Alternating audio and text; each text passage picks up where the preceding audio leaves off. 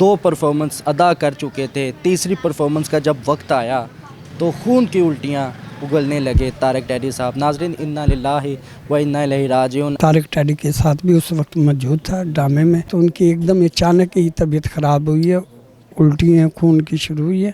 ڈرامے کا نام تھا حسن کے نخرے۔ دو الٹیوں کے بعد ان کو فٹافٹ ہاسپٹل لے کر گئے۔ تیز گام کا خطاب بھی طارق ٹیڈی کو دیا گیا۔ ڈرامے بھی کیے جن میں اگر طارق ٹیڈی نہیں ہوتا تھا نا تو ڈرامے کی ٹکٹیں واپس ہو جاتے تھے۔ آپ کوئی بات کرتے تھے نا، وہ اسی بات کو لے کے نا تقریباً چلتے تھے۔ حسن کے نخرے میں طارق ٹیڈی صاحب کا کیا کریکٹر تھا؟ کوئی ایک ایسا ڈائیلاگ بتا سکتے ہیں جو ان کا یادگار بھی کہلائے؟ کوئی نہ کوئی ایسی جگت، کوئی نہ کوئی کہندا، وہ کہندا تو ایتھے کھلوتا، تیرے گھر بندے کھلوتے۔ نہ اگر طبیعت خراب ہوتی تو وہ شو ہی نہ کرتے۔ السلام علیکم، ڈیلی دھرتی کے ساتھ میں آپ کا ہوسٹ فہد حسن۔ ناظرین، انا للہ و انا الیہ راجعون۔ جیسا کہ ناظرین آپ لوگ جانتے ہیں کہ سوشل میڈیا پہ ایک خبر گردش کر رہی ہے کہ طارق ٹیڈی، دا لیجنڈ کامیڈین طارق ٹیڈی صاحب اس دنیا سے رخصت فرما گئے ہیں، انتقال فرما گئے ہیں۔ اس وقت ہمارے ساتھ ایک ایسے سٹیج آرٹسٹ موجود ہے جنہوں نے 25 سے 30 سال طارق ٹیڈی صاحب کے ساتھ کام کیا۔ جس وقت طارق ٹیڈی صاحب کی طبیعت خراب ہوئی تھی، خون کی الٹیاں اگلنے لگے، تب یہ ان کے ساتھ تھے اور موجود تھے۔ انہوں نے اپنی آنکھوں سے یہ منظر دیکھا کہ جس طرح سے وہ خون کی الٹیاں کر رہے تھے۔ السلام علیکم جی۔ وعلیکم السلام جی، میرا نام یونس گل ہے اور میرا تعلق ملتان سے، اور میں تقریباً اسد اللہ سے سب فنکاروں کے ساتھ کام کر رہا ہوں، اور طارق ٹیڈی کے ساتھ بھی اس وقت موجود تھا ڈرامے میں۔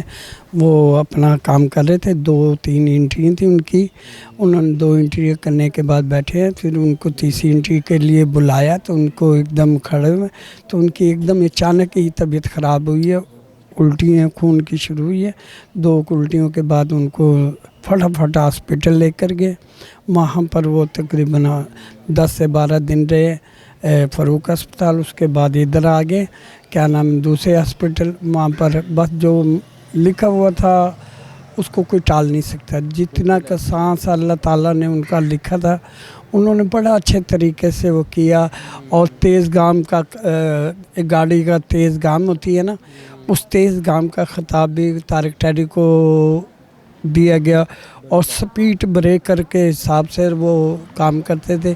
جب سے وہ فیلڈ میں آئے ہیں، میرے خیال اس وقت سے لے کے اب تک انہوں نے بے شمار ڈرامے کیے، اور ایسے ڈرامے بھی کیے ہیں جن میں اگر طارق ٹیڈی نہیں ہوتا تھا نا تو ڈرامے کی ٹکٹیں واپس ہو جاتے تھے، اور پھر اپنے کام سے بڑا وہ لگاؤ تھا۔ کچھ ہوتے ہیں کامیڈین بنتے ہیں، کچھ کام دیکھ کے بنتے ہیں جن کو ہم کہتے ہیں یدویہ، پر طارق ٹیڈی واحد کام تھا کہ وہ یدویہ نہیں تھا، اللہ کی طرف سے اس میں اتنی آمد تھی، آپ کوئی بات کرتے تھے نا وہ اسی بات کو لے کے نا تقریباً چلتے تھے، اور بڑا انہوں نے عرصہ دراز۔ اور سب سے اہم بات پتہ کیا، فنکار کے بعد جو ہم دیکھتے ہیں نا وہ انسانیت دیکھتے ہیں۔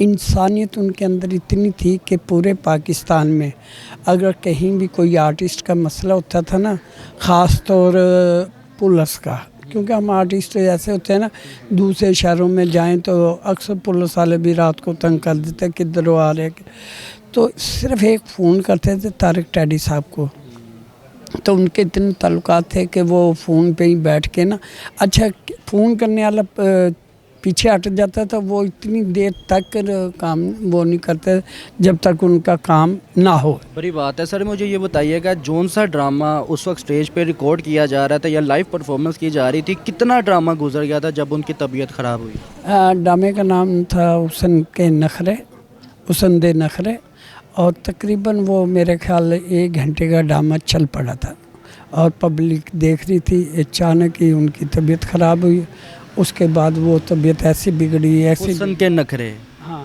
بڑی بات ہے۔ حسن کے نخرے میں طارق ٹیڈی صاحب کا کیا کریکٹر تھا؟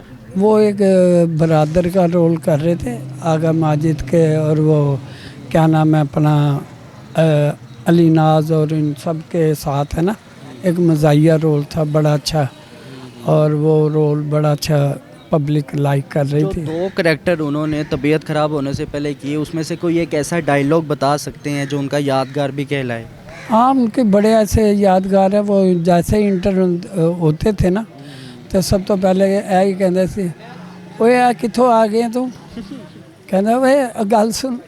वो फिर अपनी परफॉर्मेंस के ज़रिए ना लोगों को कोई ना कोई ऐसी जुगत कोई ना कोई कहना, वो कहता तू इत्थे खलोता तेरे घर बंदे खलोते। बड़ी बात है। अच्छा मुझे ये बताइएगा कि जब तारक डैडी साहब को खून की उल्टियाँ आने लग गई, क्या उससे पहले भी उनकी तबीयत कुछ नासाज थी या फिर उन्होंने महसूस ही नहीं करवाने ना दिया? ना ना, अगर तबीयत ख़राब होती तो वो शो ही ना करते, तो वो शो ही ना करते।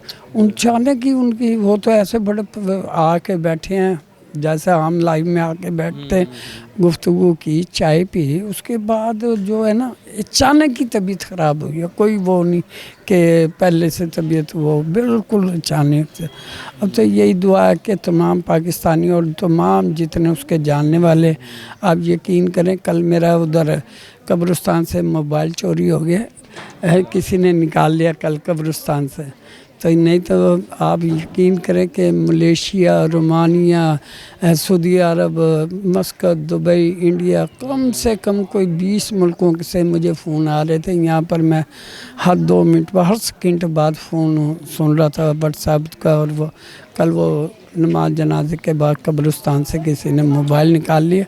चलो कोई नहीं, अल्लाह खैर करे। ये तो अल्लाह ये बताइएगा कि आपका क्या रोल था उस ड्रामे में? मैं एक उसमें एक दूध बेचने वाले का रोल कर रहा था। इसी ड्रामे में अभी लगा हुआ है, वो ड्रामा अभी चल रहा है।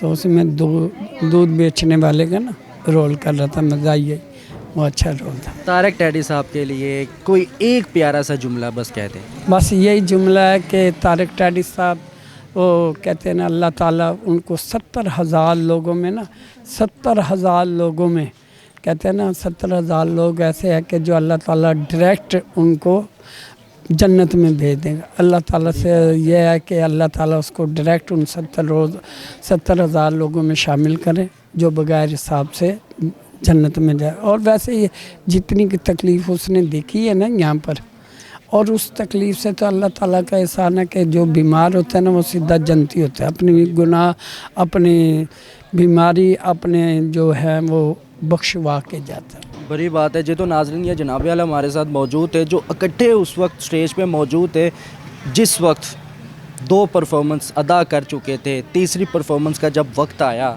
तो खून की उल्टियाँ उगलने लगे तारक डैडी साहब। नाज़रीन, इन्ना लिल्लाहि व इन्ना इलैहि राजिऊन। अपने मेज़बान को इजाज़त दीजिए। अल्लाह हाफिज़।